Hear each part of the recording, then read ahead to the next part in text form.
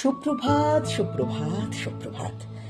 সকালবেলায় সবাইকে জানাই অনেক অনেক শুভেচ্ছা এবং ভালোবাসা। এই নতুন একটা দিন, নতুন আবার একটা সকাল।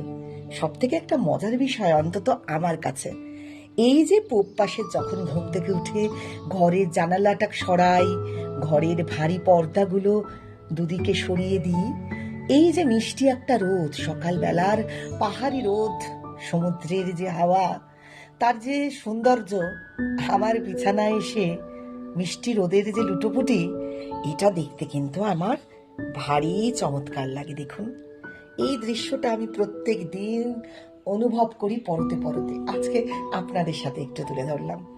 এত ভালো লাগে পুবের রোদ যখন ঘরে এসে মাখামাখি করে আমাকে জড়িয়ে ধরে, বিশ্বাস করুন ভীষণ ভীষণ ভালো লাগে। মিষ্টি রোদ গায়ে মেখে মান্নাদের গান শুনতে শুনতে আজকের সকালটা শুরু করলাম। চলে এসেছি সরাসরি 1 কাপ চা, 2 বিস্কিট। আমি মানেই তো চা।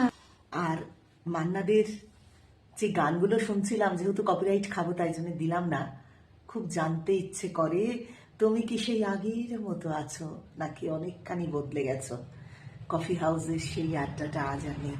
বিশ্বাস করুন, সকালবেলায় উঠে একা একা যখন এই কাজগুলো, ঘরের নানাবিধ কাজ করি আর গান শুনি, তখন কিন্তু একটা অন্য পরিবেশ আমাকে চেপে ধরে।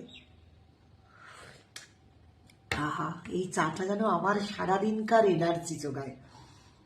আসল আমাদের জীবনটা মনে এরকমই, আমরা যেটা ভাবি, যেটা চেষ্টা করি পাওয়ার, সেটা পাই না। ভাবি এক, হয়ে যায় আর এক। তত্ত্ব কথা নয়, আমার জীবনের অভিজ্ঞতাগুলোই আপনাদের সাথে শেয়ার করি। ভেবেছিলাম কলকাতাতেই থাকবো, ছেলের চাকরি কলকাতাতেই হবে, হলো কি তাই হলো না। কত দূরে সকলকে ফেলে এসেই যে একা একা পড়ে আছে ছেলেকে নিয়ে, এটাও একটা নতুন অভিজ্ঞতা তো বটেই। ভালো লাগা মন্দ লাগা জড়িয়ে থাকে, কারণ আমার তো কাছের মানুষগুলোকে আমি একটা দিনও পাই না। আমার গান বাজনা, আমার কবিতা, আমার বন্ধু বান্ধব প্রত্যেকে রয়ে গেছে ওখানে, সবাইকে ছেড়ে আসতে হয়েছে। জানি এটাও খুব অল্প সময়ের জন্য, আবার পরিবর্তনশীল জীবন তো আমার, আবার অন্য কোথাও অন্য কোনোখানে চলে যাব। তাহলে আজকে সকালটা সবার খুব খুব ভালো কাটুক, সারাটা দিন সকলে খুব ভালো থাকবেন এই কামনা করে আসছি পরের আবার একটা ভিডিও নিয়ে।